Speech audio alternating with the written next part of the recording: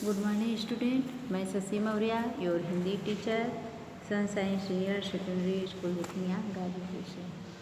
आज मैं इस वीडियो में कक्षा 9 के हिंदी कृतिका के अंतर्गत मृदुला गर्ग द्वारा लिखी गई मेरी संग की औरतें पाठ पढ़ाने जा रही हूँ, जिसे आप ध्यानपूर्वक सुनेंगे और समझने का प्रयास करेंगे। तो चलिए एक नज़र हम मृदुला गर्ग के बारे में डालते हैं। आपको ये बता दें कि मृदुला गर्ग थी जो समकालीन हिंदी कथा साहित्य की ये लेखिका थी और इनका जन्म सन 1938 में कोलकाता में हुआ था और ये दिल्ली विश्वविद्यालय से अर्थशास्त्र से एमए किया था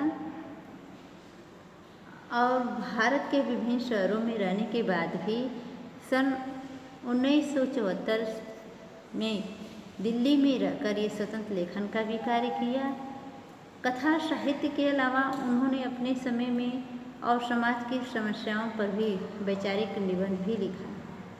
मृदुला गर्ग ने कथ्य और सिर्फ दोनों स्तरों के गद्य लेखन पर कार्य किया था और इसके साथ साथ आपको इनका जो कृतियाँ हैं, रचनाएं हैं, इसके बारे में भी आपको बता दें। इनकी जो प्रमुख रचनाएं हैं यानी उसके हिस्से की धूप, अनित्य, चितकोबरा, कंठ गुलाब, ये सब क्या है, इनके उपन्यास हैं।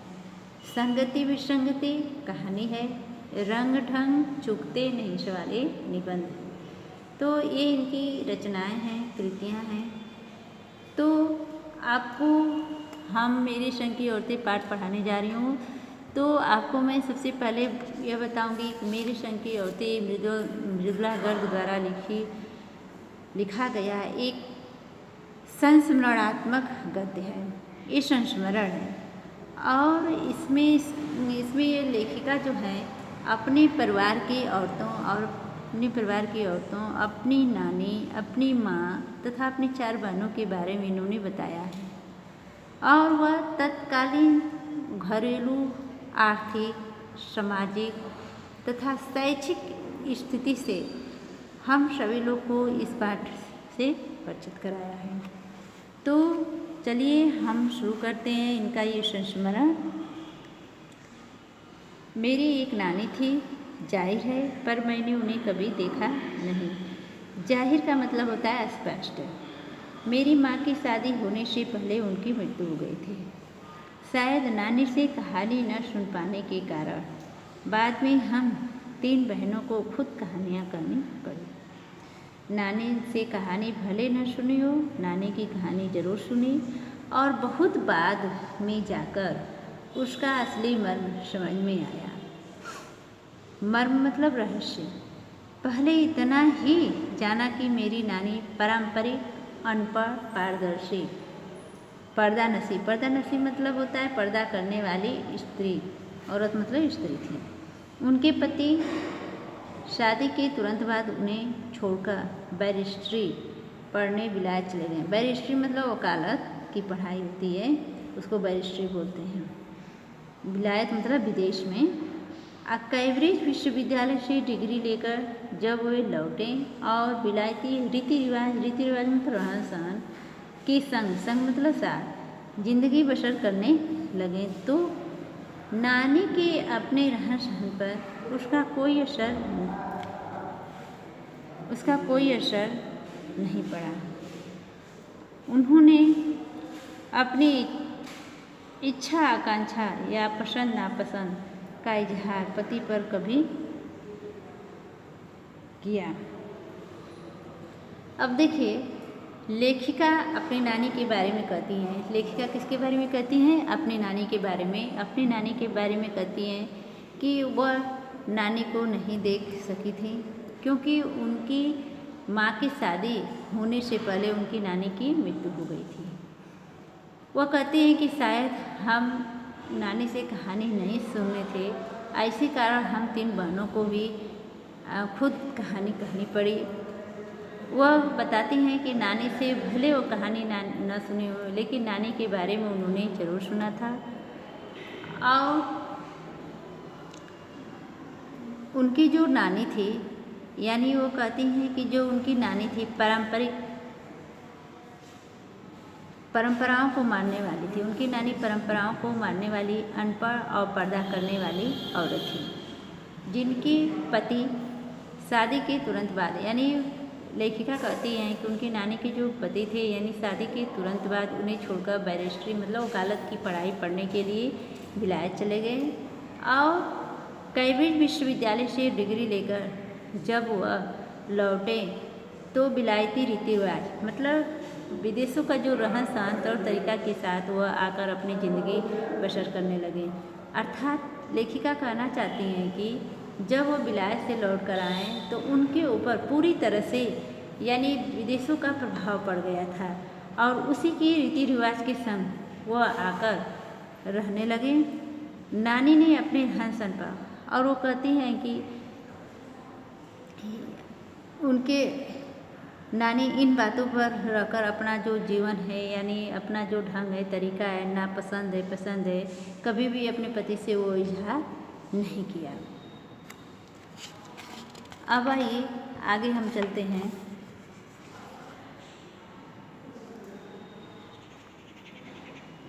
पर जब कम उम्र में नानी ने खुद को मौत के करीब पाया तो 15 वर्षीय इकलौती बेटी मेरी माँ की शादी की फिक्र ने इतना डराया कि वे एकदम मुँहजोर हो उठी। मुँहजोर मतलब बहुत बोलने वालों को मुँहजोर बोलते हैं। नाना से उन्होंने कहा कि वे पर्दे का लिहाज छोड़कर उनके दोस्त स्वतंत्रता सेनानी प्यारेलाल शर्मा से मिलना चाहती हैं। सब दंग हैरान रह गए। जिस पर्दानशी औरत ने पराए मर्द से क्या खुद अपने मर्द से मुँह खोलकर बात नहीं की थी, आखिर वक्त में अजनबी से क्या कहना चाह सकती हैं। पर नाना के वक्त की कमी और मौके की नजाकत का होता है ज़रूरत मांग की लाज रखें। सवाल जवाब में वक्त बर्बाद करने के बजाय फौरन जाकर दोस्त को लिवा लाएं और बीवी के हजूर में पेश कर लें। अब देखिए, अब लेखिका कहते हैं कि जब नानी जब अपनी मृत्यु के करीब पाया तो वो 15 वर्षीय अपनी इकलौती बेटी अर्थात लेखिका की माँ की शादी का फिक्र उन्हें सताने लगा और उस समय वह बोल उठी और नाना से उन्होंने कहा कि मैं पर्दे का लिहाज छोड़कर आपके दोस्त प्यारेलाल शर्मा से मिलना चाहती हूँ। यह सुनकर सभी लोग दंग रह गए, हैरान रह गए। वह सोचने लगे कि जिस पर्दानशी यानी पर्दा में रहने वाली औरत अपने आदमी से भी खुद खुलकर बात नहीं करती थी, आखिर वह अजनबी से क्या कहना चाह सकती है। पर नाना ने वक्त की कमी और मौके की मांग की लाज रखते हुए वह नानी से कोई भी सवाल जवाब नहीं किए और फौरन अपने दोस्त को ले आकर नानी के पास पेश कर दिए। अब देखिए,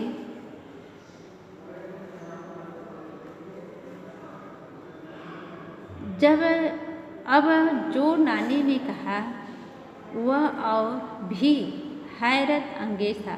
हैरत अंगेज मतलब हैरान कर देने वाला, हैरान कर देने वाला। उन्होंने कहा कि वचन दीजिए कि मेरी लड़की के लिए वह आप तय करेंगे। मेरे पति तो साहब हैं और मैं नहीं चाहती मेरी बेटी की शादी साहब के फरमाबरदार मतलब आज्ञा देने वाले, हुक्म देने वाले से हो। आप अपनी तरह आज़ादी के सिपाही ढूंढकर उसकी शादी करवा दीजिएगा। कौन कर सकता था कि नानी आज़ादी की पूरी तरह बेखबर उस औरत के मन में देश की आज़ादी के लिए ऐसा जुनून होगा। बाद में मेरी समझ में आया कि दरअसल वे निजी जीवन में भी काफ़ी आज़ाद ख्याल रही होंगी। ठीक है, उन्होंने नाना की ज़िंदगी में कोई दखल नहीं दिया और न उनमें साझेदारी की और अपनी ज़िंदगी अपने ढंग से जीती जरूर रही।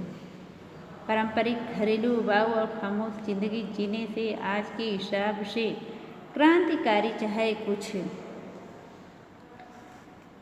कुछ हो दूसरे की तरह जीने के लिए मजबूर न होने से असली आज़ादी कुछ ज़्यादा ही था।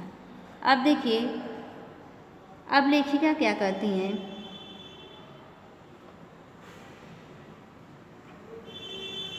लेखिका कहती हैं कि अब वो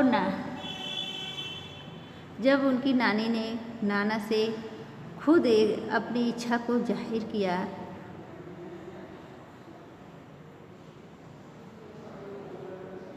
तो सभी क्या है, सबको हैरान कर देने वाली बात थी। उन्होंने कहा, उनके दोस्त से यानी प्यारे लाल से लेखिका की नानी कहती हैं कि उनकी बेटी की, उनकी लड़की के लिए वर उनके नाना के जो दोस्त हैं वो खोजेंगे। वो कहती हैं कि मेरे पति साहब है और वो नहीं चाहती हैं कि उनकी बेटी की भी शादी साहबों के फरमाए यानी आज्ञा देने वाले, हुक्म देने वाले व्यक्ति से हो जाए। और आप अपनी तरह स्वतंत्रता सेनानी के सिपाही ढूंढकर मेरी बेटी का शादी करवा दीजिएगा। अब इसके बाद लेखिका कहती हैं कि ये सब देखने के बाद कौन कह सकता है कि उनके दिल में आज़ादी के लिए, अर्थात उनके मन में आज़ादी के लिए थोड़ा भी जुनून नहीं रहा होगा। बाद में वो लेखिका कहती कि बाद में कुछ दिन बाद हमारे दरअसल यानी उनको समझ में आया कि वो भले ही अपने निजी जीवन में काफ़ी आज़ाद ख्याल वाली महिला थी, ठीक है, उन्होंने नाना की ज़िंदगी में भी कोई दखल नहीं दिया और न ही साझेदारी की। वह अपनी ज़िंदगी यानी लेखिका कहती कि अपनी ज़िंदगी अपने ढंग से वो जीती थी। वो परंपराओं को मानने वाली महिला थी। वो घरेलू उबाऊ खामोश ज़िंदगी जीने के बाद भी